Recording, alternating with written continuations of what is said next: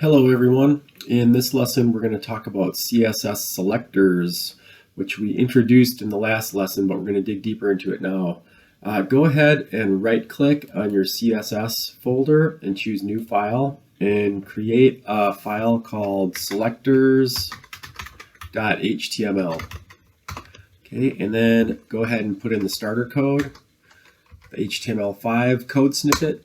And then we can update the title to say CSS Selectors. And we should probably indent the head and the body elements so that we can clearly see that they are children of the HTML element. Alrighty.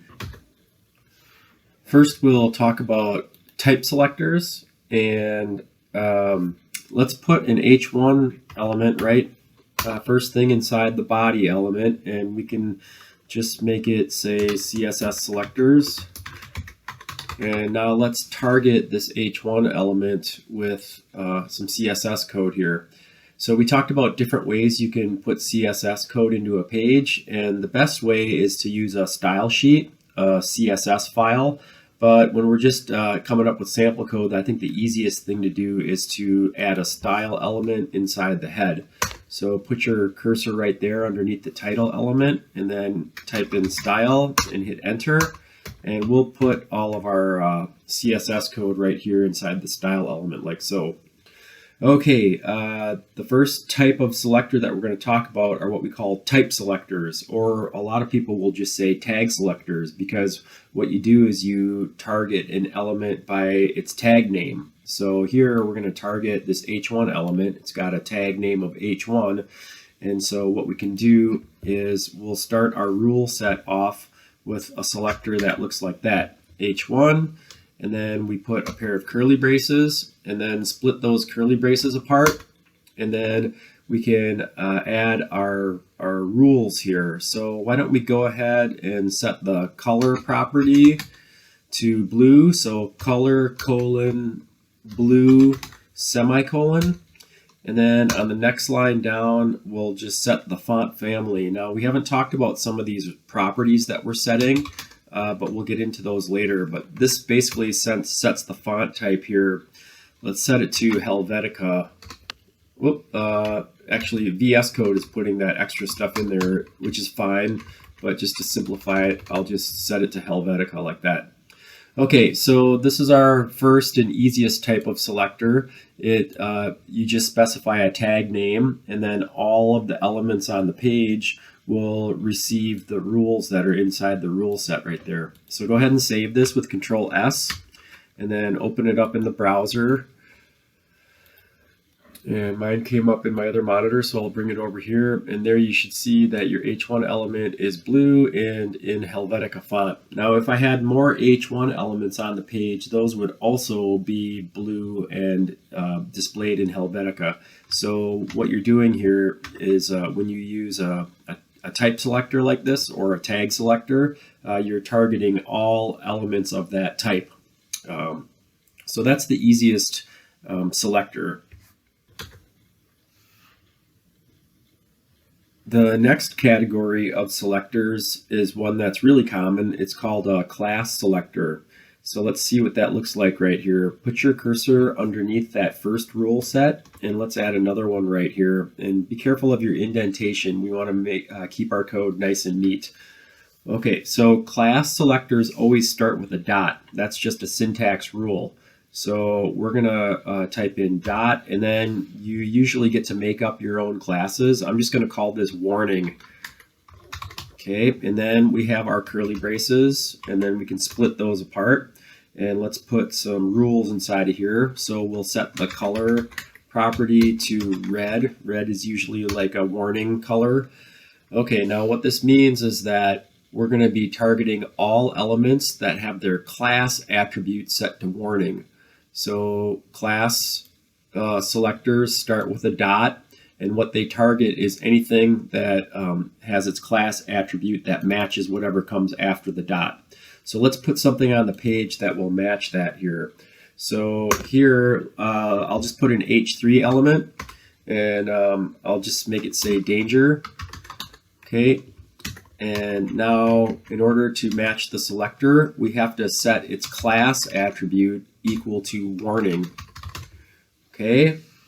Now, the thing that you need to note here is that it doesn't matter what type of element it is. It doesn't matter whether it's an H3 or a paragraph, or what we're targeting is any element that has its class attribute set to whatever this is, which is comes after the dot here.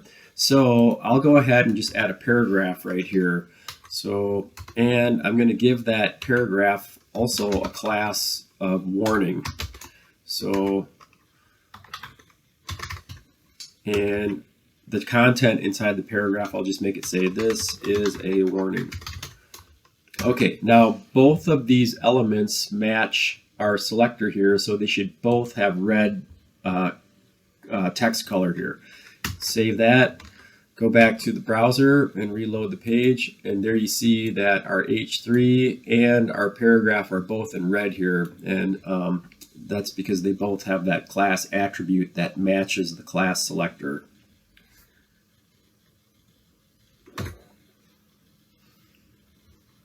Okay, the next category of selectors are what we call ID selectors. And ID selectors start with a hashtag. That's the syntax rules for them. So put your cursor right here underneath our last rule set, and we want to start the selector off with a hashtag. And let's just let's call it employee-list, like that. Employee-list after the hashtag. Put in your curly braces and then split those apart by pressing enter. And let's just set the background color to gray here. So we're going to set the background color property. I do background color colon, and I'll just set it to gray right here. Okay, and notice VS Code did help us with the syntax. It put in the colon and the semicolon. If it doesn't, you'll have to put it in yourself here. So anyways, what this is going to do is target the element on the page that matches that ID. So let's go ahead and put an element on the page with an ID of employee list. Scroll on down here to underneath your paragraph, and let's just put in a UL, an unordered list, and then split those tags apart. And now let's add the ID attribute here. So we set the ID attribute equal to a value of employee-list. So now that matches our selector. And I guess I should put a few LIs in here. So I'll just make it say Betty, and then another LI that says Lee. Made those up. Okay, now save those changes and Alt-tab back to the browser and refresh, and there you should see your gray background for your unordered list right there. So the important thing to note here is that when you use an ID selector, what you're targeting is just one element, because there's only going to be one element on your page that has that specific ID. And then the other thing, of course, is to note that when you use an ID selector in your CSS code, you have to start it with a hashtag. And I don't know why that is, but that's just the syntax rules that we have to accept. Okay, so those are the three basic selectors. It's really important for you to understand these. Type selectors, also known as tag selectors, class selectors that start with a dot, and ID selectors. The next thing we're going to talk about are what we call mixed selectors. So a mixed selector is a combination of selectors. Let me show you what I mean here. Let's go ahead and add a rule set here underneath the last one. And the selector for that rule set is going to look like this, h2.promo. And then our curly braces, and split those apart. And let's just set the color property to yellow. Okay, so here's an example of a mixed selector. It's a combination of a type selector, h2 elements, and then a class selector, elements that have a class attribute of promo. In this case, it's going to have to be an H2 element that has a class of promo. So let's put some HTML code that matches that selector here underneath our UL.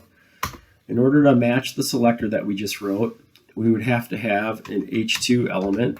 So add an H2 element and set its class attribute equal to promo. Whoops.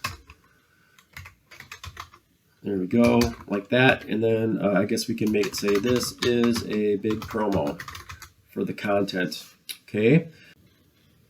Let's save this, Control S, and then take a look at it in the browser over here and reload the page. And there we go. There's our H2 element that has that's showing up in yellow. Now, if I put another H2 on the page, let's do that real quick here. I'm going to put an H2 on the page that doesn't have the class of promo. So go ahead and just type in an H2 and make it say this is an H2. Now, if I save that and reload here, you'll notice that this H2 is just the default color, and it doesn't match our selector because it doesn't have the class of promo. So you can get to be real specific with these mixed selectors. It allows you to target only H2 elements only if they have a class of promo here. Okay, now I want to show you something that's very subtle but important here. I'm going to add another rule set here. You can do this with me, and let's do it like this: p.promo. Okay, and then inside the curly braces here, we'll just make the color be orange. Okay, so set the color property to orange. Okay, now I'm gonna create another rule set that looks very similar to this, but with just one tiny little difference. It's going to be p space dash promo. Okay, and then my curly braces, and we'll set the color to green here. Now, what this means is that if you have a paragraph that also has its class attribute set to promo, then its color will be set to orange. It'll match that selector. Okay, this selector here is different because of the space. The space means that something that's inside of a paragraph has to have a class of promo. So let's put some HTML code on the page here so we can see how the difference here. So the first selector, p.promo, would match this: a paragraph that has its class attribute equal to promo. Okay, and I'll just say this is a promo. Okay, now that should be, when we load that in the page, the color should be orange. It's matching that selector. In order to match this selector, what we have to have is an element inside of a paragraph element whose class attribute is set to promo. So the code that would match that selector would look something like this: paragraph, and then I'll make it say this is a big, I'm going to put that in all caps, big promo. Okay, now let's wrap a span tag around the word big. So we'll put an opening span there, and then I'll move the closing span tag so that it's on the other side of big. And now here, I'm going to set the class attribute equal to promo here. Okay, let's look at this in the browser now. So save those changes here, and let's see. So we're talking about orange and green. Those are the colors that we're going to see here. Let's Alt tab back to the browser, reload the page, and you can see here, I'm colorblind, so it's hard for me to see, but here's our paragraph with a class of promo, and here's our paragraph that has a child in it whose class is set to promo. So that space makes a big difference, and it's easy for beginners to miss. Let me give you one more example of a mixed selector. Here's a common one. We're going to combine two type selectors, UL space LI, just like that. And then we'll set, let's see, what do we want to do here for the, let's set the color to, let's see here, we'll set color equal to Azure, I guess. I'm just looking at the colors here like that. By the way, we'll be talking about colors soon. Now, because there's a space in that selector there, the space means that whatever's on the right-hand side has to be nested in whatever's on the left-hand side. That's what the space is for. So this is going to target all LI elements that are nested inside of a UL element. Let's see what it looks like on the page. We've got some elements that match this selector. Save it with Control S, go back to the browser and hit refresh. It's a little bit hard to see, but our list items that are inside the UL element are now Azure color. Okay, now this is a common one because you might have ordered lists and unordered lists on your page, and maybe you want to treat them differently. You want the list items to look different depending on whether they're in an ordered list or an unordered list. So that's where this comes in handy. So what we're targeting here are LI elements that are in unordered lists. Okay, if I wanted to target LIs that were in ordered lists, it would look like that. That's what the selector would look like. Okay, so that space makes a difference, and be on the lookout because in the case of these two selectors, it can be easy to miss that space. Now I'm going to delete this rule set because there was nothing in it, so I'll just go ahead and delete that. And the next thing we're going to talk about are what we call grouped selectors. So I'm kind of just dropping you guys into the CSS by giving you all the different types of selectors here. So here what we can do is we can group selectors, and I'll give you an example here. Group selectors have a comma in them. So for our selector, if we type in B, comma, and then space A, comma, and then let's do div dot promo. That's going to be our selector, all that, and then put your curly braces in place right here. And let's just set the color to, did we use purple yet? I think we already used purple. Let's go with brown here. Oops. There we go. So color, colon, brown, semicolon. Okay, now what this is doing, because there's commas there, we're targeting B elements. We're also targeting A elements. And we're also targeting div elements that have a class of promo. So this is nice because if you want to create rule sets for different elements but have them all have the same rules in them, you can combine them. So if I didn't have group selectors, then what I would have to do is make three separate rule sets here, one for B elements, another for A elements, a third one for div elements that have a class of promo, and then I would set the color to brown for each of those. So it would be redundant. So these group selectors allow you to target multiple things with one single rule set, and you'll be able to spot a group selector because it has a comma inside of it. Now the space is optional here. You don't have to put the space there, but I like to do it just to give it some breathing room. So I suppose we better put elements on the page that will match the selector. So let's go ahead and let's add something that's in a B element right here. So I'll just make it say this is bold.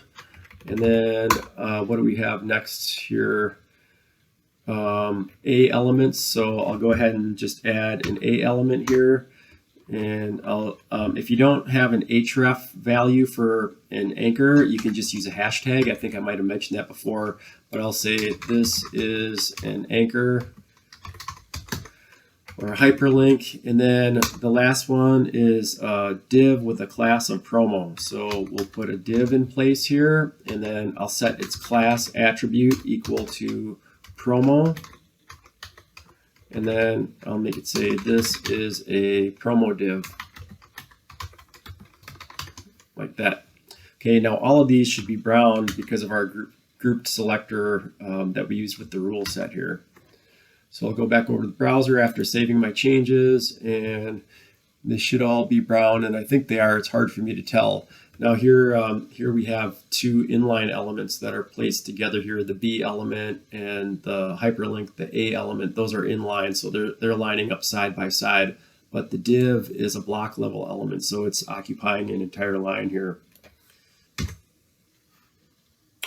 All right, one last thing we're going to talk about before we put this to rest are what we call pseudo selectors. So we'll go back over to the browser here and scroll on up to your style element. And pseudo selectors, we're not really going to use these in this class. I'm just going to show you this one example. But a pseudo selector allows you to target an element that's in a certain state. Now, what does that mean? Well, let's type in a rule set here. Let's target A elements, and then we're going to type in A colon and then hover. Okay, that's our selector, and then put in your curly braces like so and split the curlies apart. So a pseudo selector calls for a colon. That's the syntax that goes before a pseudo selector. So what this is targeting here is A elements that are in the hover state, meaning that the mouse is hovering over them. So let's go ahead and just set the color property to a value of green. So color colon green semicolon, and save that. Now we already have an A element on the page. It's going to be brown. I'm going to refresh the page here. It's going to be brown, but when it's in the hover state, it's going to turn to green. It's hard for me to see because of my color blindness, but I think it's changing colors when I hover over it.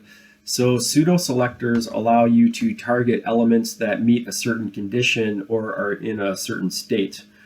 Okay, so there's a lot covered in this video, but it's basically everything you need to know about CSS. These selectors, and they get to be quite complicated. Those mixed selectors can be quite complicated, but we'll practice some of those throughout the next few lessons. So you know basically everything you need to know to get started with CSS by now. The next thing we're really going to dig into are all the different properties that you can use. We've just been sticking with things like color and font family and background color, but there's many properties that you can set inside of a rule set. So that's coming up.